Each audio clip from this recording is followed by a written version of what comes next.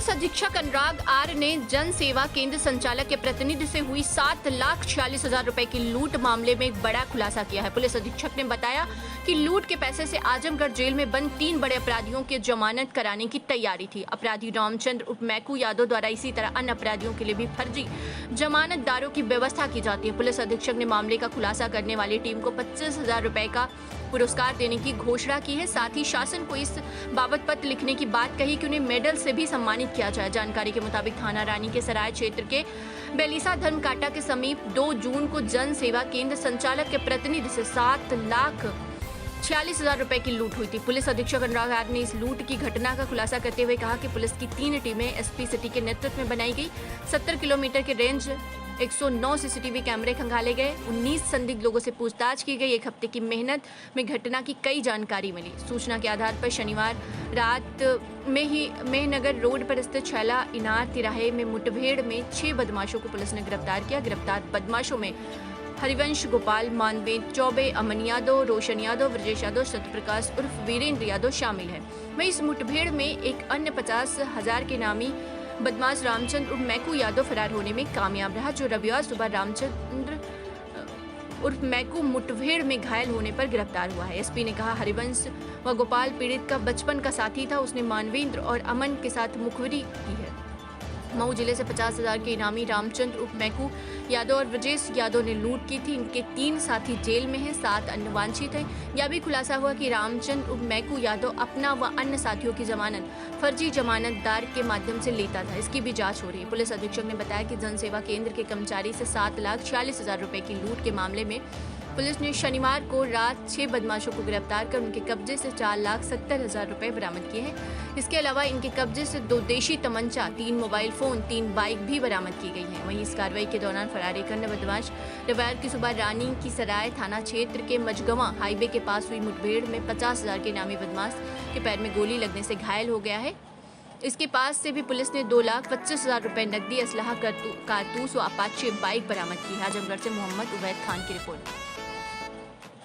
चालक के कर्मचारी के साथ एक लूट की घटना घटित हुई थी, जिसमें 7,46,000 रुपए की लूट की गई थी।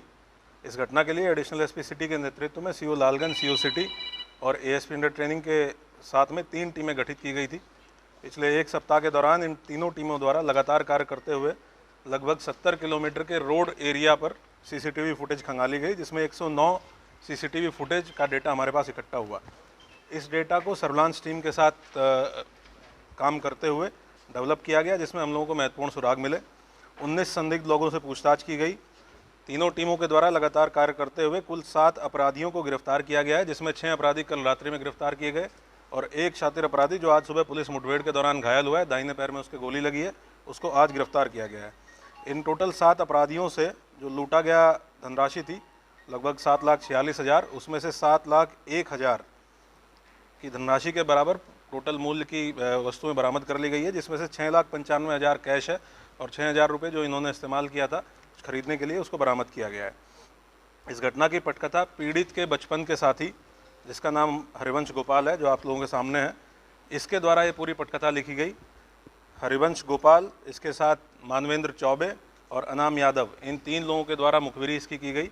घटना कारित करने के लिए इनके द्वारा यहाँ इस जनपद के हिस्ट्री शीटर अपराधी, जो थाना जैनपुर का हिस्ट्री शीटर है, मैकू यादव, उससे संपर्क स्थापित किया गया।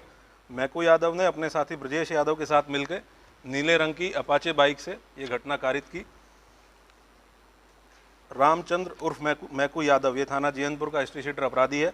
ये जनपद मऊ से गैंगस्टर एक्ट में वांछित भी था और 50,000 का पुरस्कार इसके ऊपर आईजी रेंज सर आजमगढ़ के द्वारा घोषित था। आज सुबह पुलिस मुठभेड़ के दौरान 5:45 बजे लगभग थाना रानी की सराय की टीम के द्वारा इसको गिरफ्तार किया गया है। इस दौरान इसके दाहिने पैर में गोली भी लगी है और इसके पास से लूटे गए लगभग 2.25 लाख रुपए, घटना में प्रयुक्त बाइक, अवैध असला और कारतूस बरामद किए गए हैं। टोटल 7 लोगों की गिरफ्तारी की गई है। इन लोगों से विस्तृत रूप से पूछताछ की गई है। इनके साथियों के बारे में और भी पूछताछ अभी जारी है। अपराधी मैकू यादव के बारे में जानकारी प्राप्त हुई है कि ये अपने और अपने साथियों की जमानत के लिए भी फर्जी जमानतदार का प्रयोग करता है। तो इसके पूर्व में जितने जमानतदार रहे हैं उनका भी डिटेल निकाला जा रहा है।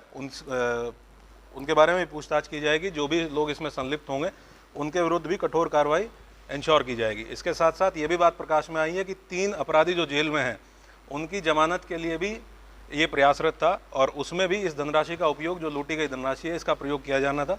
जो तीनों अपराधी जेल में हैं उनको भी इस अभियोग में मुलजिम बनाया गया है और जो भी लोग इसमें शामिल होंगे उनको भी प्रकाश में लाया जाएगा। वर्तमान में 7 व्यक्तियों को इसमें अभिवांछित किया गया है।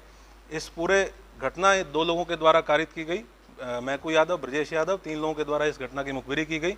इसके अलावा बाकी लोग, जितने लोग इसमें साजिश में शामिल थे और घटना करने के बाद जिनके द्वारा इन अपराधियों को शरण दी गई, उनको भी गिरफ्तार किया गया है।